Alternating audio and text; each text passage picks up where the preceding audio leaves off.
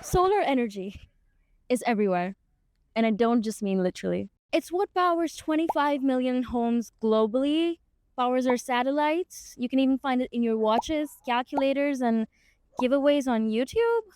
So you'd think this omnipresent source of energy would be loved by all. Approvals for renewable energy power plant projects have been paused until next year. A group in Hardin County is fighting to keep solar farms out of Cecilia. The Senate's big, beautiful bill, it appears to include an excise tax on solar and wind projects.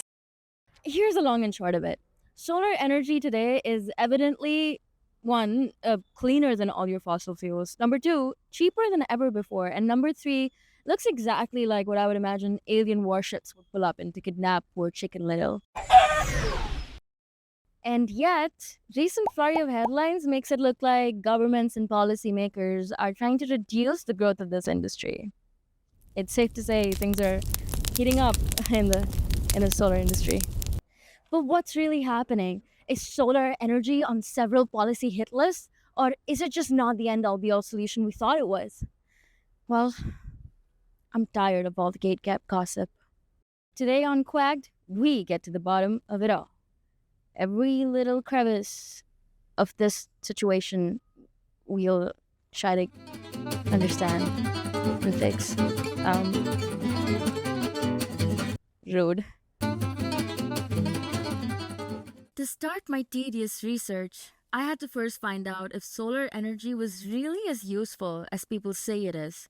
So, I went to my two most trusted sources, Reddit.com and Elon Musk. To help fact check some of this, we've invited our resident solar expert, Jigar Shah, who will be joining us from the studio today.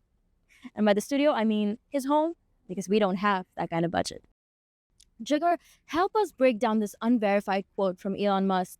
He says you could power the entire United States with about 150 to 200 square kilometers of solar panels. The entire United States. Take a corner of Utah. There's not much going on there. I've been there. There's not even radio stations. Jigar, is this true? Are there really no radio stations in Utah? Well, I don't think there's a lot of radio stations in very remote places, but I do think that it's simplistic, right? I mean, it is 100% true that you can power the entire world with a very small box in the Sahara Desert, right?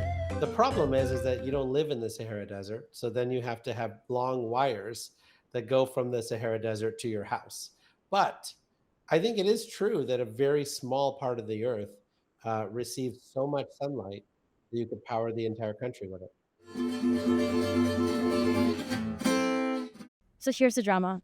On 20th April of this year, at exactly 12:33 Central European Time, the power systems of Spain and Portugal experienced a full-blown blackout. Can you imagine? Flights were canceled, people stopped driving, train stations were empty, and TikTok doom scrolling went down significantly. The press was quick to push articles, seemingly clever opinion pieces talking about how solar could be responsible for this blackout because Spain had so much of it. Jigar, could they possibly be right? Look, I think that solar power freaks people out, right? For 100 years plus, we have made electricity by burning things. Solar panels is a fresh, brand new way of making electricity. It is reliant on the sun hitting a solar panel with photons, unlodging electrons from the surface, collecting those electrons into DC power, and then converting them into AC power. When you do that, it freaks people out. It's different, it's new. And so as a result, people say, well, this is the cause of the blackout because it's a new way of doing things. The new way of doing things are always blamed for anything that goes wrong with the old way of doing things. And so I think when you read the reports later, what it's found is that in fact, solar power had very little to do with the blackouts. But I think it's always easy to blame the new guy. So why are people so scared? It's really only in the West that you see, a lot of incumbents that are feeling quite hurt. But even in Saudi Arabia, they're building 130 gigawatts of new solar. So I think that what you will find is that solar power will find a hiccup right now because of all the pushback, and then it'll push through that hiccup and become fully ubiquitous in every country around the world. Thank you for joining us, Jigar. It's been a pleasure. We're going to have him back on our next episode when we learn how to make a living out of podcasting. But our hunt for answers was not over yet. Our investigation got us stumbling all the way to Columbia University's law school. And since I was never going to get an admission here anyway, I found my way into Michael Gerard's cozy corner office at the Sabin Center for Law to answer all of my burning questions. If solar energy was personified as a kid in high school, it would be the kid getting beaten up and thrown into a locker, while everybody else just watches. What did solar energy do to deserve this? Why are policymakers kicking it in the nuts? It's not fossil fuels, and it doesn't have as much money as the competing sources. It also started out being very expensive. And so a lot of people early on when they were thinking about solar said it's ridiculous. It's just a hobby. So things have changed now. You know, a chief knock on solar is the sun doesn't always shine, obviously. But if we can store a lot of the energy in batteries and use it at night, that makes a huge difference. And we're seeing very rapid improvements in battery technology. And yet, policy is not, on a global scale, not just in the US, is not trying to incentivize it, especially in the recent years. No, I don't agree with that. I would say outside the U.S., solar is growing tremendously, led by China. But many other countries, solar is the fastest growing source of energy in the world. The sun is free.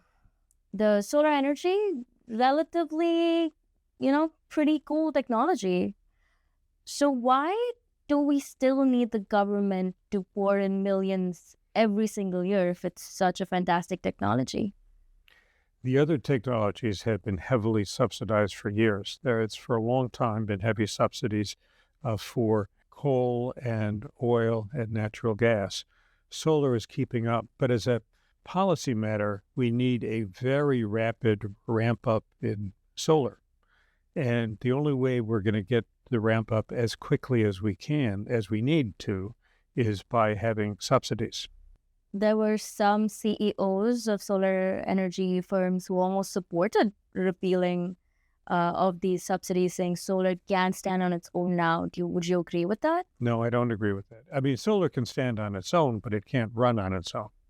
Okay. We need the development at a much faster pace than we've seen. And for that rapid development to proceed, we need extra federal money for it. Big energy corporations are after the farmlands, the rural farmlands, and risking the sanctity and history of these lands. Now, is this a real concern, or is this the fossil fuel lobby wearing grandma's clothes? Well, it's a combination of the fossil fuel lobby and some neighbors who don't like certain kinds of projects.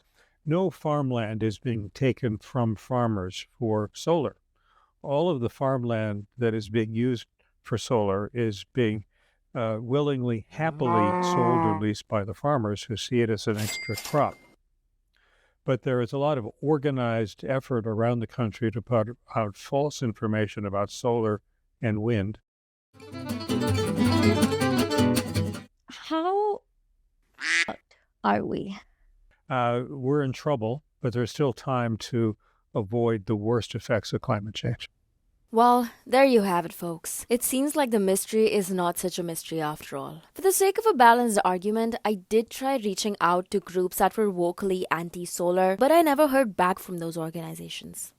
Maybe I should have tried harder. But regardless of what you're left feeling with after this video, one thing is clear.